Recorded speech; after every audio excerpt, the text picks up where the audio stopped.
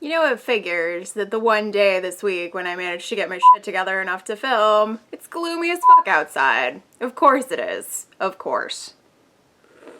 Come on, Persephone, quit stalling and get your ass out of the underworld so we can have spring already.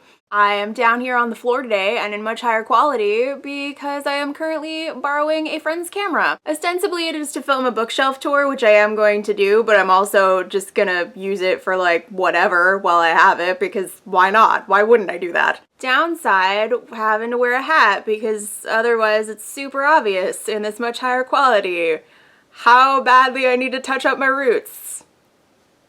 Yay. It is really nice to be able to switch up my filming location though. Not gonna lie. So I've got a ton of stuff that I need to film, but today is just gonna be a haul, which is great because hauls are easy and I'm super rusty. It is all graphic novels today because I managed to get out to Star Clipper in St. Louis, which is awesome because I hardly ever make it out into the city anymore.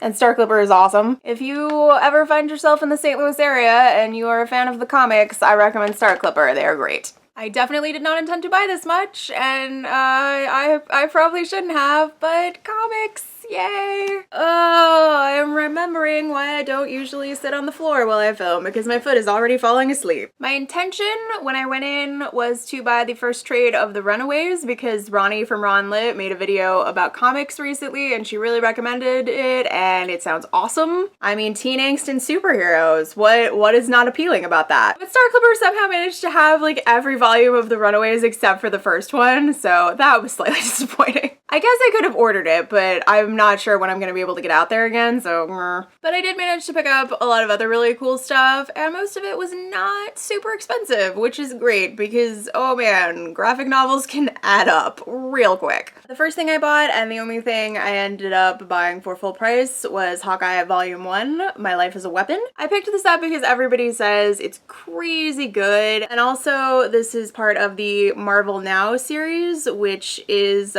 for if you are not very well versed in superheroes yet and want an easy entry point to get into them, which is great for me because I am still pretty new to superhero comics. The art is really good in this as well. And originally that was the only thing I was going to get, but then I was looking at the back wall of the like used trades that like people had sold to the store for credit. Don't go looking at that back wall of used trades if you are trying to not spend your money. It's not, those two things do not go together. No. Because I found volumes 1 and 2 of Phonogram, which I've been meaning to read forever, and were only $7.50 a piece, and I was like, I'm never going to find them for that cheap again. I have to buy them. So I got volume 1 of Phonogram called Rue Britannia, and volume 2, which is called The Singles Club. And these are set in the Britpop world of the late 90s in the UK, and I'm pretty sure they're like a magical realism kind of thing,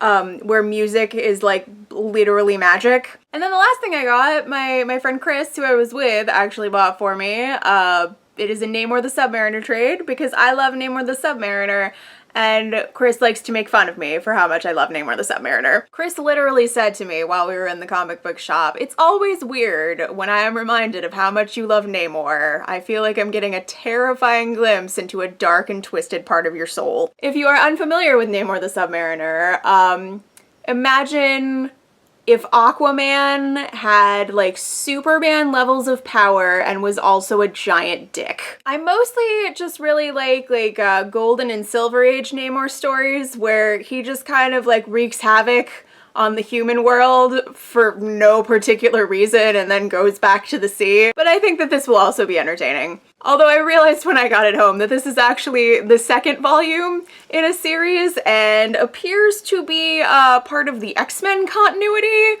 which I know pretty much nothing about except the fact that it is kind of a tangled snarl. So it is entirely possible that this will make zero sense to me at all, but I am still glad to have it because I love Namor. And that is everything. If you have any comic recommendations for things that you think I would like, definitely give them to me.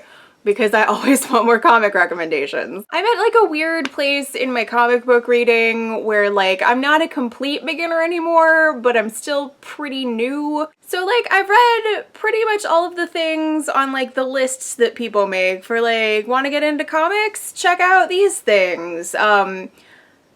But like now I don't know where to go beyond that. And also I still don't feel like I've really figured out what my tastes are in comic books, you know? Like I sort of know what I like, but you know, I'm still in the like try all the new things part of the journey. And also I hate reading single issues, so that also makes it difficult. Single issues are just so short.